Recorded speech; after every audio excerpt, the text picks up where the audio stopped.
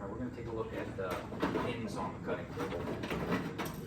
The common issue people have with these is there are two holes here and here, and there's two pins inside of the machine here and here.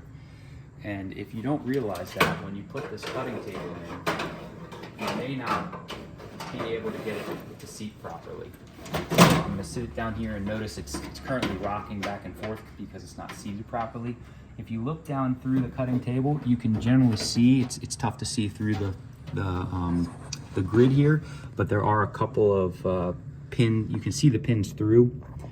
I'm not sure if we'll get this on camera or not, but looking through there with the naked eye, you can find the pin there. There it is, right there. I can see it coming through the table, and then of course we can look on the other side and find it over there as well. When it's seated properly and the pins are coming through, the connector on the bottom of the table will engage with the port on the bottom of the system, and that will allow the system to recognize the table is installed.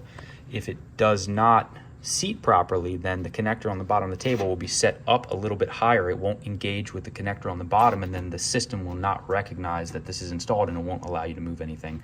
So that's a common issue. The other thing is, if you're taking this table out and putting it back in often, maybe you're switching between this and the rotary or this and the flat table, there is debris in this table that can fall out. You notice I had to tilt it to bring it out. Well, the debris will fall out of the back of the cutting table, and it will lodge itself underneath the table. And then when you sit this back in, it won't be able to put a seat properly because there's debris underneath of it. So you do want to check that out before you're putting it in, inspect and make sure that the debris is not sitting down there. Vacuum it out if you see it. And it is good practice to just empty this cutting table.